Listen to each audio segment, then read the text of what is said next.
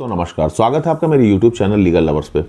देखिए, पूरे देश में इस वक्त SIR के फॉर्म्स भरे जा रहे हैं। SIR का टॉपिक पूरे देश में बूम पर है। सबसे ज़्यादा जो चर्चाएं हैं इस वक्त SIR के फॉर्म्स को लेकर हैं।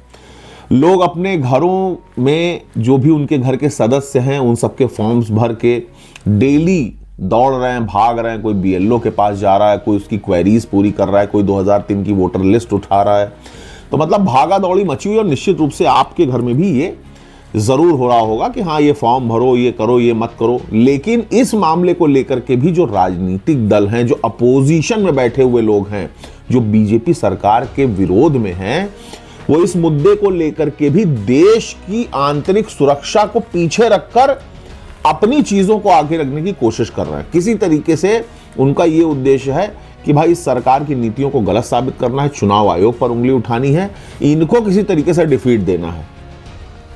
देश की सुरक्षा कैसे तय होगी, या ये जो आए दिन हम लोग बॉम्ब ब्लास्ट देख रहे हैं, आप लोग सिग्नलों पर देखिए, आप अपनी गाड़ी 5 मिनट के लिए रोकिए, अजीब अजीब भाषाओं में बात करते हुए लोग आकर आपकी गाड़ी के टायर पर चढ़ करके आपका शीशा पोंछने लगेंगे, कोई कुछ करने लगेगा, कोई कपड़ा मारने लगेगा।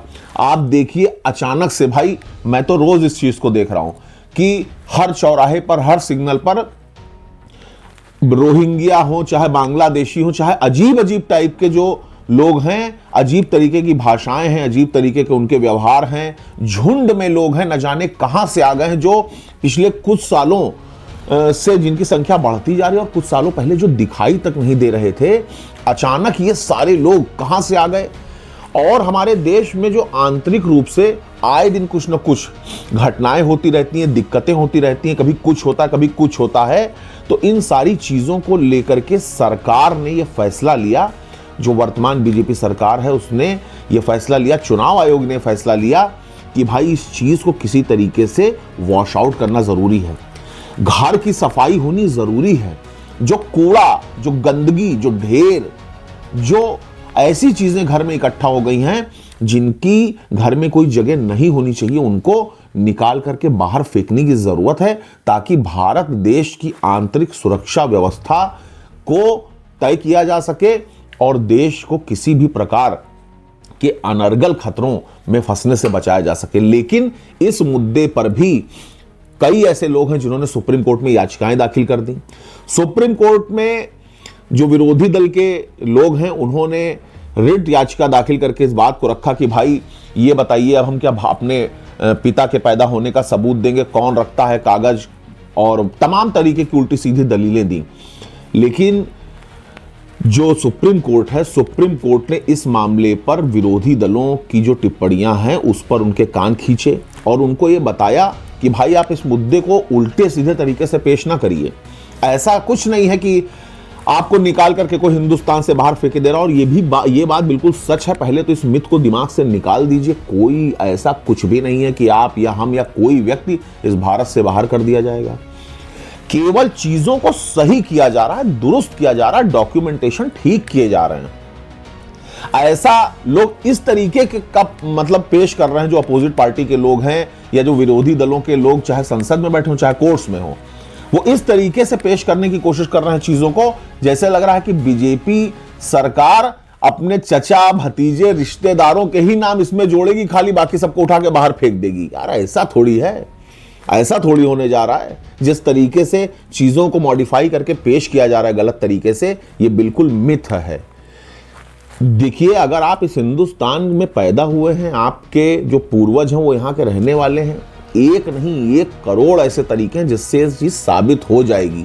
और जो यहाँ का नहीं है, जिसके लिए ये प्रक्रिया समझ लीजिए कि एकदम नंगी तलवार जिसके सर पे लटक रही है, वो लोग खाली इसमें रखे जाएंगे, इसमें उनको खाली नुकसान होगा।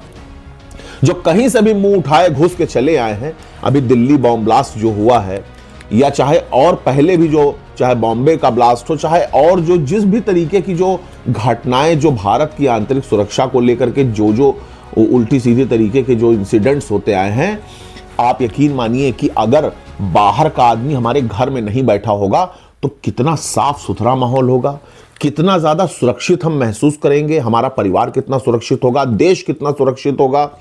तो इसमें ये जो इस तरीके की मिथ फैलाई जा रही है कि जैसे ऐसा पेश किया जा रहा है कि हाँ बीजेपी सरकार अपने रिश्तेदारों के नाम इसमें खाली जोड़ेगी वोट लेने के लिए, बाकी सब पूरे देश को उठा करके बाहर फेंक देगी।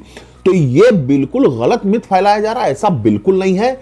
देश की सफाई हो रही है, फालतू चीजें हटाई जा रही हैं, और ये बिल्कुल असंभव है। इस चीज को हम कतई नहीं मानने को तैयार हैं कि किसी व्यक्ति के पास अपने भारतीय होने का कोई भी किसी भी तरीके का डॉक्यूमेंट कभी भी नहीं रहा होगा, ऐसा असंभव है।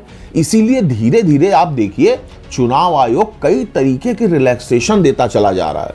आपको याद होगा जो आपके माता पिताजी या दादा या बाबा या जो भी रहेंगे, वो पहले जो टीके लगते थे यहाँ पे एक निशान टाइप का होता था। यहां तक ये सुनने में आ रहा है कि अब आयोग ये कह रहा है कि अगर वो निशान बना है तो भी ये मान लिया जाएगा कि भाई आप भारतीय थे। अगर उसकी कोई फोटो हो, कुछ भी हो, तो यार रिलैक्सेशन दिया जा रहा है। ऐसा कुछ भी नहीं है कि हम आप उठा करके कहीं देश से बाहर फेंक दिए जाएंगे।